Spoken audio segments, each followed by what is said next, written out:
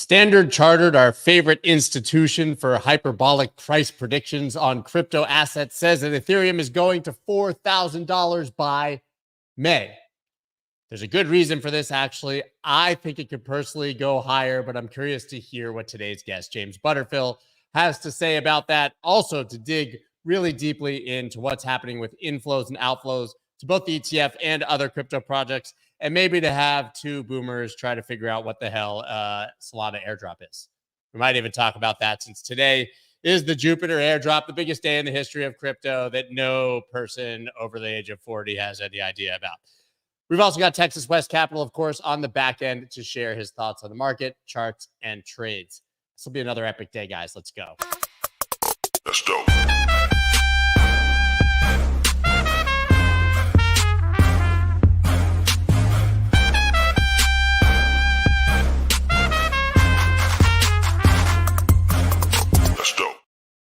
What is up, everybody? I'm Scott Melker, also known as the Wolf of Wall Street. Before we get started, please subscribe to the channel and hit that like button. On a bit of a shorter time frame today, going to bring James on right now. Jupiter airdrop, man, it's got to be the main thing on your radar right now, right? I mean, the most important thing that's ever happened in the history of crypto, more important than Bitcoin spot ETFs or Larry Fink. It's the Jupiter airdrop on Solana. Why do people do airdrops? It's to kind of encourage people to use the network more. And I think the issue I have with Solana is that there are lots of airdrops in Solana, and then people sort of look at the usage statistics and trading volumes and think, oh, okay, Solana's being used a lot.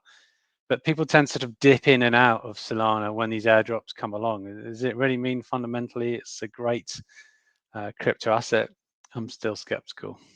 So that means that when we see DEX volumes are higher than Ethereum, or volume and transactions are higher than Ethereum, that might not be the entire story. Yeah, I think you have to look at the substance behind it.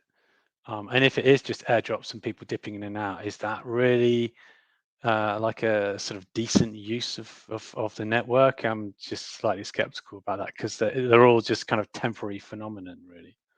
Yeah, I was looking at it this morning, and I literally tweeted something to the effect of, I want to start a show that's like Boomer yells at crypto, or explain crypto to Boomer, or Web3 for Boomers or something, so that I could just bring on people who actually understand this stuff and try to convince me it's real. I was on Spaces yesterday. I said, we hate helicopter money and money printing, but we certainly love a good airdrop in crypto.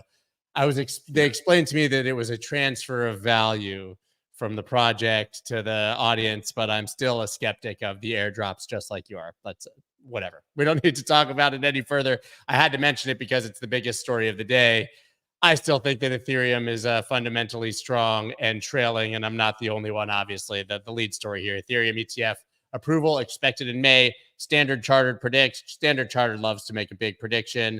They're basically saying May 23rd is the last day that the agency can consider Ethereum spot ETF applications from Van Eck and ARC21 shares, making it the equivalent to January 10th, basically, for the Bitcoin spot ETFs, and take the roadmap of what Bitcoin did in the months leading up to a rumored approval.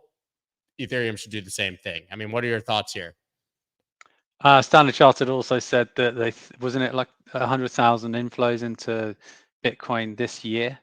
If you extrapolate that, according to my model, that would put the Bitcoin price well over 500,000, and it would be 10 times the inflows we've seen in any other year, the best being 2021 at $10 billion. So I think it's not realistic, but I'm actually with them here on Ethereum.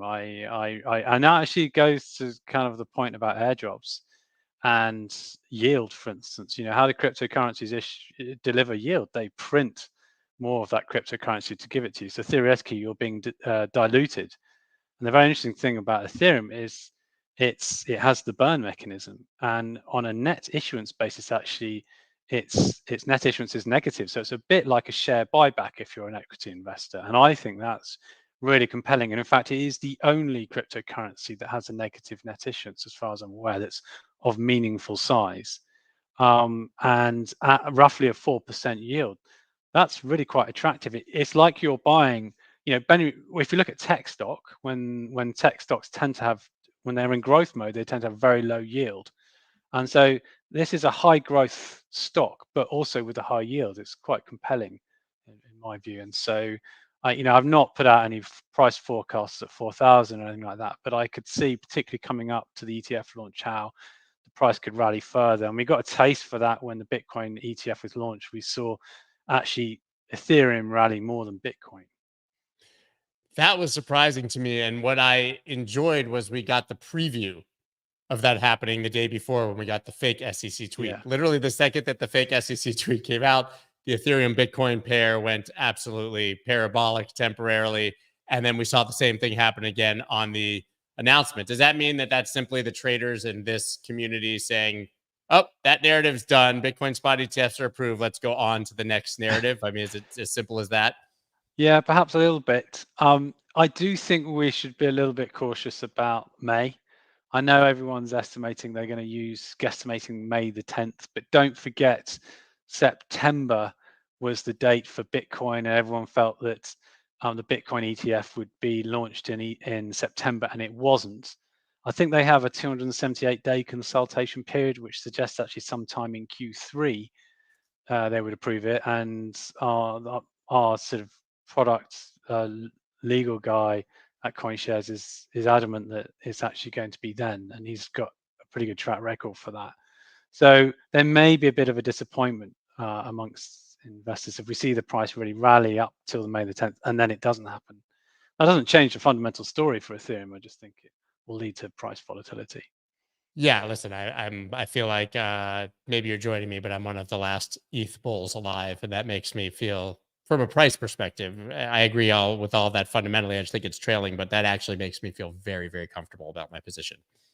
Yeah, in this market, I want to be against the massive crowd that's telling me how dead it is, and it's never going to go up again, and there'll never be another Ethereum bull market. Yeah, I mean, Ethereum last year was very much the unloved asset from a fund flows perspective, only seeing around $70 million of inflows, whereas Solana, I think, saw 170. So way more, despite it's much, much smaller in size. And this year so far, actually, Ethereum is ahead of Solana in terms of fund flows. So maybe investors are starting to change their viewpoint on Ethereum. That's a perfect segue for me to talk about flows in general. Obviously, you put out a weekly report at CoinShares, Digital Asset Fund Flows Weekly Report. This is from 2 days ago. US 500 million outflows last week. Grayscale outflows are subsiding though. So we've covered in depth the GBTC sell-off and the flows into and out of different ETF and products, but you're watching everything, right? You're not just watching these ETFs, which we keep reporting on. You're watching everything that existed before these ETFs, basically anything that institutions are invested in, any sort of fund in crypto. So what are we seeing in general? Is this massive flows out of everything into ETFs, or is this net outflows? What do these numbers mean? Yeah, there was people thought that as soon as ETFs were launched that there would be loads of buying, and in fact, on a net basis, there are positive inflows in the United States of about $1.2 billion now. Just over the last couple of days, there were $790 million worth of inflows into Fidelity and iShares together combined, versus only $400 million of outflows from Grayscale. And actually what we're seeing is the outflows are slowly dwindling from Grayscale, whereas they seem to be accelerating a little bit in the new issuers. So I think that's a really positive story, but everyone thought, okay, well, net issuance is positive. Why isn't it having a positive effect on the price? And for me, a lot of people who seeded Bitcoin were buying Bitcoin prior to the event. So actually what happened was just a change of cash on the ledger and nothing else. So no actual Bitcoin buying, but a lot of Grayscale selling. But more broadly across the world, particularly in Europe, we did see selling out as some investors shifted back to the United States. Some of those international US-based investors moved their money back to the United States. So there were some minor outflows last week in combination with Grayscale. But this week in particular, it's the outflows in Europe have stopped, and we're on a net $430 million inflow this week so far. That so eliminates just the first right. So days. it's only Wednesday, and you've almost X'd out the outflows from last week. I mean, I think rationally, hindsight's 2020, but all of this makes sense, right? That trade ended. People wound down the trade. Open interest on futures wound down.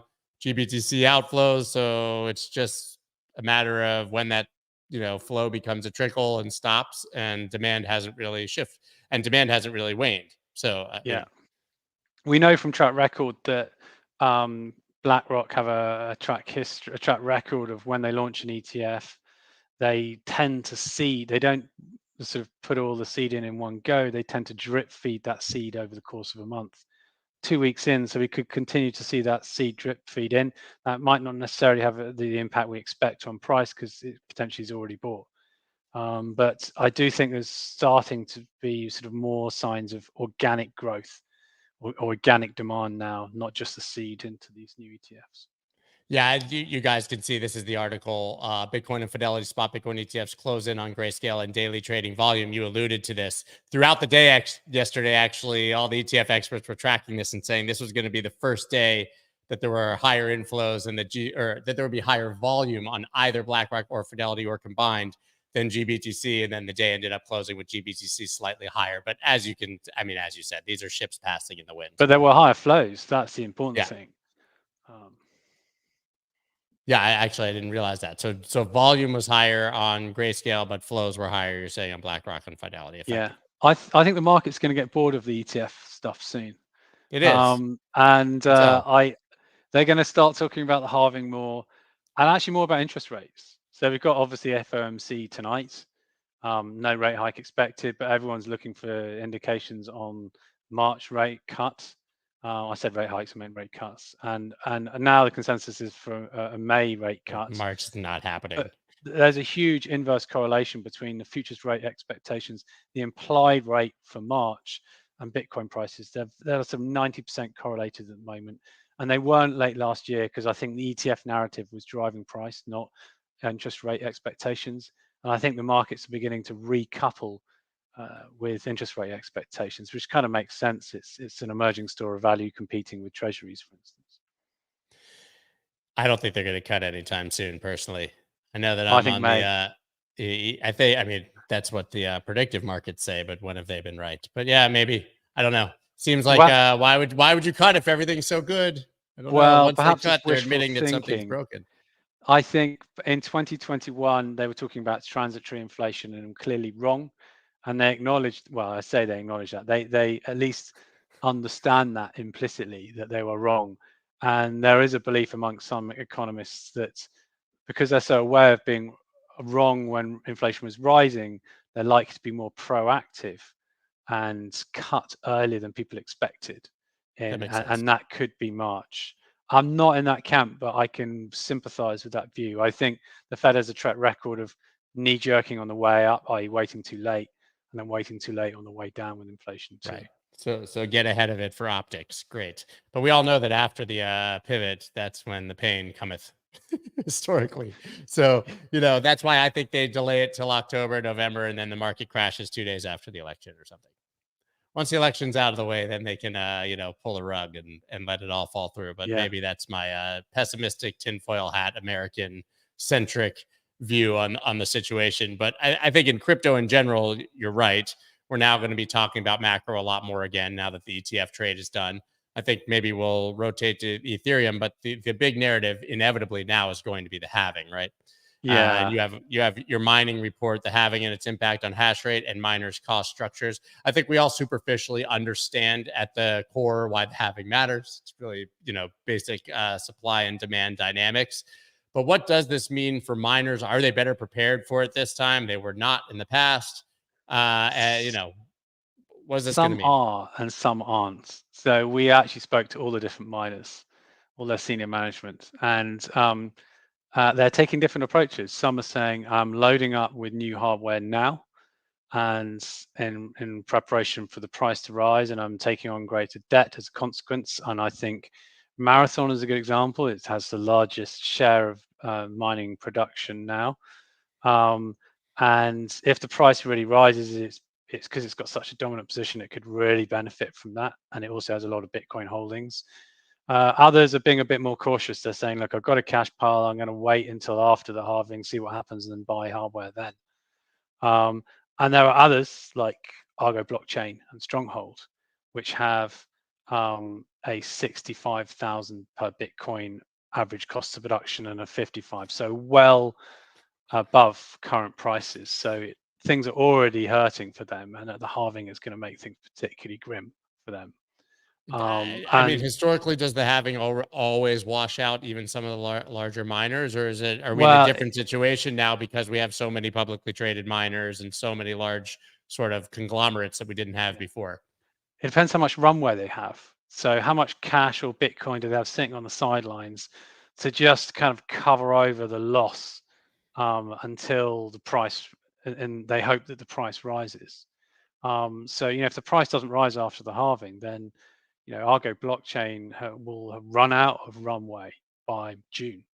And to have that runway, they have to sell, right? And we also saw pretty significant miner selling after the ETF, correct? If I'm not wrong. So is that in advance of the halving? Were they taking advantage of that little sort of price move to the upside to get some runway and profit, as you're kind of talking about, to prepare for the halving? Why are miners selling now when it seems the narrative is I mean, there are I'd say about 30%, if the price didn't move, would have to start selling Bitcoin after the halving. The average cost of production, I think, is around 37,000. So for most, it's okay. That's for the average cost of production for the miners to break even. So for most, it's okay at current prices. But I mean, I just think what will happen is that hash pile will stay online. It will just be, some of the higher end cost production companies will just cease to exist, and the hash power will be immediately acquired by some of the others who've got a lot of cash sitting on the sidelines, like Marathon, like CleanSpark, like TerraWolf, like Mint, which is a smaller company. Yeah, and people seem to forget that price doesn't just go up at the halving, right? Usually it actually takes 6 or 7 months. We have a really boring, choppy, gross price action summer, and then in the fall, all of a sudden, prices start to rise. So is that a result of this sort of forced miner selling to survive after the halving before prices go up? Because you don't go straight to an all-time high in May, right? So they have to be prepared for it not to go up. So we've got 3 halvings in history to look at, and to kind of, if you just look on a very simple level, yes, prices rise quite a lot post halving, or 6 months after halving, which is, then you could say, well, history tells me that that's going to happen again. And I actually think Bitcoin markets are becoming much more mature now and start to price in events before they actually occur. The halving's perfectly known information. We know roughly on the 23rd of April or 22nd of April, the halving will occur. So why aren't they pricing that now? And if you actually take 2020 as an example, we had COVID at that point, and then the US dumped a load of stimulus checks on people, and they were buying Bitcoin in the US. What drove the price? Was it stimulus checks of Bitcoin, or was it the halving? And that's debatable. So I would act with a little bit of caution on that. I think there's plenty of other fundamental price drivers to look at, like monetary policy, for instance, like the US banking system weakness, US debt, other things, Evergrande problems in China, for instance. Those kind of things, I think, more we should be looking at for the Bitcoin price rises. I've seen some pretty compelling charts and ideas. Raoul Paul has been championing this, that we're just in a 4-year liquidity cycle, and the halving happens to line up. Yeah. I think everything in the macro there's a 4-year cycle in macro too that's much more powerful than the halving, and that's what we're not noticing. Exactly. We had that liquidity cycle in 2020 as well. It's just kind of happenstance. It will get a huge amount of media attention, the halving. I hope, and we'll see. We wrote the mining report. Sorry? That might be bad. Yeah. I mean, we wrote the mining report because so many people were saying what is going to happen to miners, and hopefully on our blog.coinshares.com, you can see that can help you get a better idea of what could happen. Yeah, I love reading it. I think in the last halving cycle, everything went up because the United States government airdropped Jupe, and that was the reason, right? We're not going to airdrop dollars anymore. We're not going to print stimulus. We're just going to airdrop crypto coins on Solana in the future. Yeah, pump the market. Okay. I'm curious to see what's going to happen with Solana today, to be quite honest. I think we're going to see a hell of a lot more of these sort of I don't know what to call it, these techniques to increase Yeah. liquidity. So it's going to be interesting. You know, I think that most people are going to sell off their massive free money that they just got, and then it probably goes way higher in like 5 or 6 days. That's usually. I think Arbitrum and Optimism are far more interesting. There, if you look at the TVL growth, it looks way more compelling than it does in Solana, in my view. Well, It's not next fully time you're on, priced we're going to talk about and dig deeper. Got to run. Thank you guys, everybody. You can follow James right down below in the description. And obviously, as he mentioned, the CoinShares blog is really great. I showed you about 3 things from it today, but really incredible research if you want to stay on top of what's actually happening in this market. So thank you, James, for that, all your research and writing, and for coming on. Thanks, James. All right, guys. James Butterfill, always a pleasure to have him on. He's on Spaces with us all the time, too. It's nice when you have someone who can actually show you, some data and research behind their ideas, as opposed to trust me, bro, which I think has been the consistent way that we get information in crypto. And now, obviously, it's time to talk about the charts and to see what we could not, maybe not, could want to trade on a day like this. Man, I was all excited yesterday. Bitcoin was up above the daily 50 MA. Then I saw bearish divergence on the 4-hour chart. I don't know if you noticed that, but kind of 5 waves up, 3 waves pull back, 5 waves again. It is what it is. Yeah. We got the pullback. I've been saying that if we drop below, below kind of this daily pivot that we would probably drop below the range low, and initial target would be that daily S1 pivot. And so that's basically where we bounced there. So we bounced in. We had a nice pin bar there on that support. It was also the EQ here of that large range that we've had since that bear market low.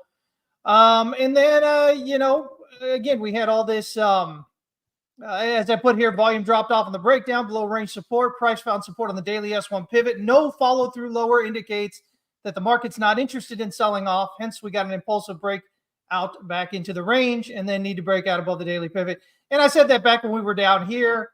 We got the nice big candle. We had some volume come in on that, which we'll want to see on a breakout. Came back, retested, rally up. Now we just pulled back to the range EQ. So, to me, it looks like, again, this is 3 waves down. It looks like to me a WXY.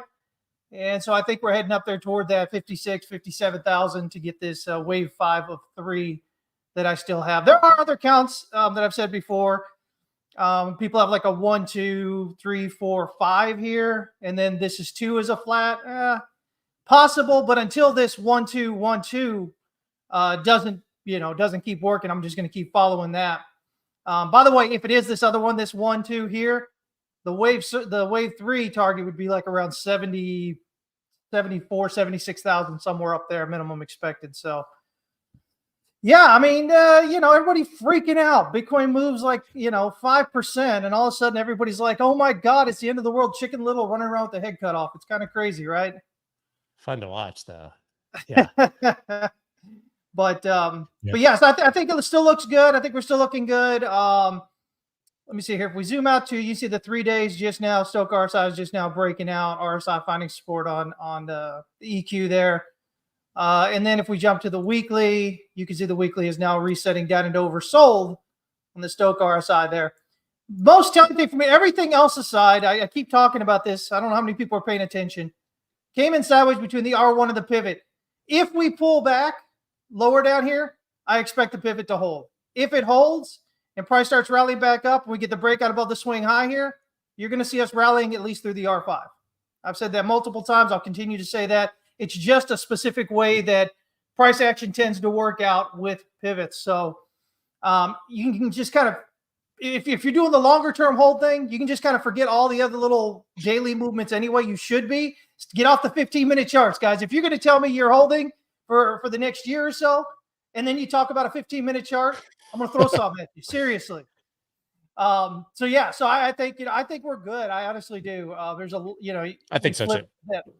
Yeah, we flipped that support resistance area there. So yeah, what I was just mentioning before. Yeah, this is the daily 50 MA. So listen, this candle literally, if it goes up $200 or $300, we're going to be talking about it holding the 50 MA as support as opposed to losing it. So right now it's just a test, and then it always does make me cautious, at least temporarily. We had the bullish divergence at 38,600 with oversold RSI. Now we have overbought RSI and bearish divergence.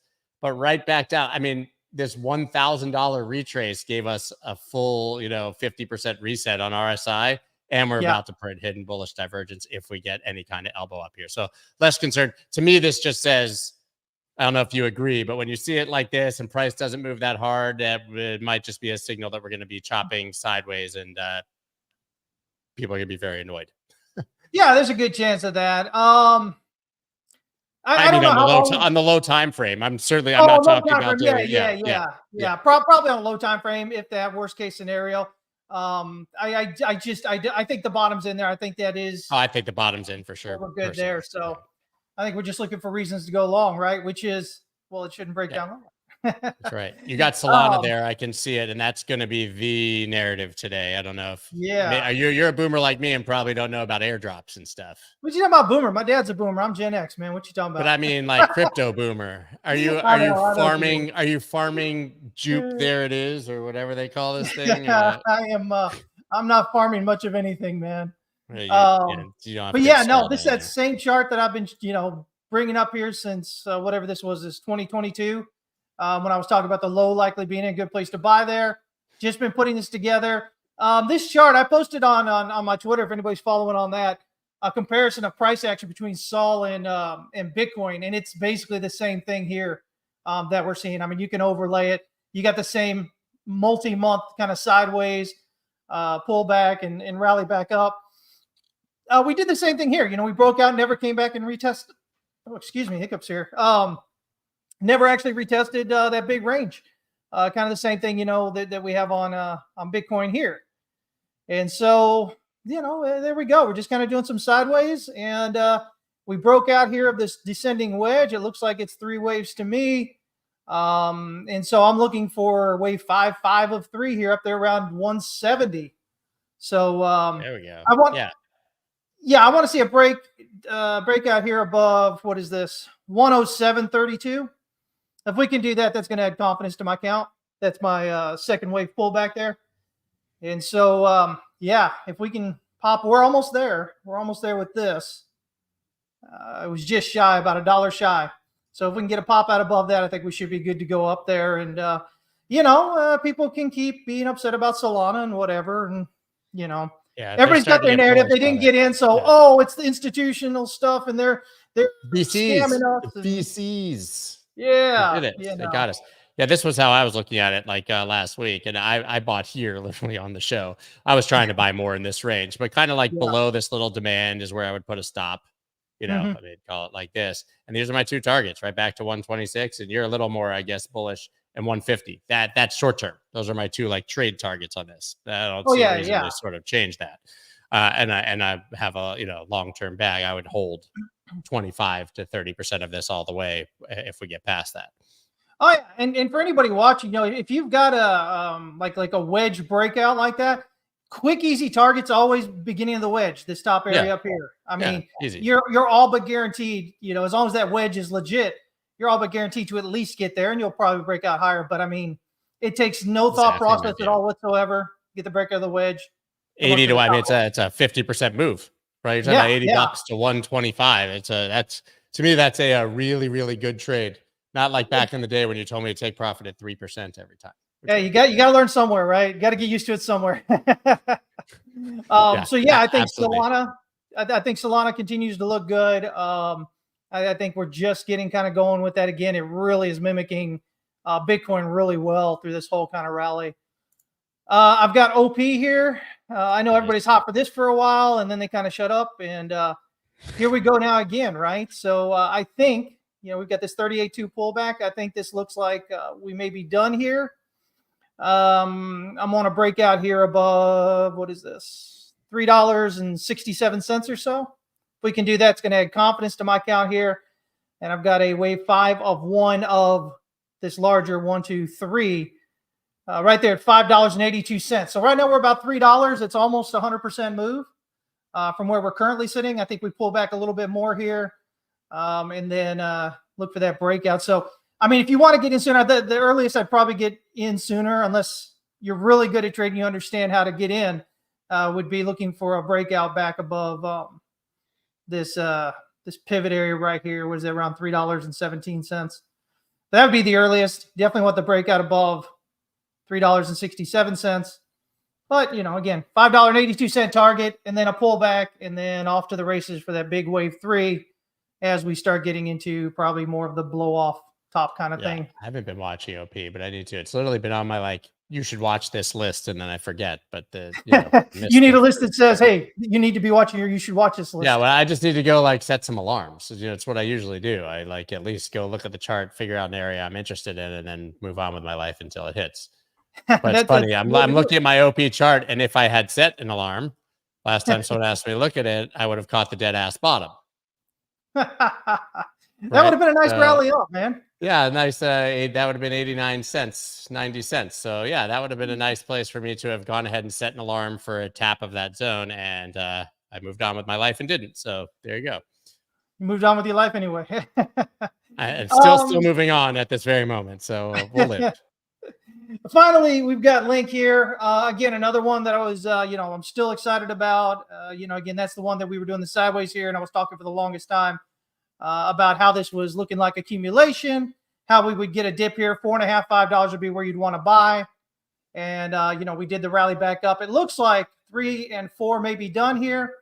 Looks like we got a 1-2. So if we can break out higher here, wave 5 locally here should have a target of around $25.18. If we do get a rejection at that area, let me see here. I have 27. Yeah, so yeah, it could overextend up there a bit more. I mean, just that area, but it's an area if I really look at it. Yeah. And then that would get you back here probably $11 or so. If you can do 27, that'd probably get us back here closer to about 11.5 almost. So yeah, if we can get this breakout here, that's kind of where I'm looking with that.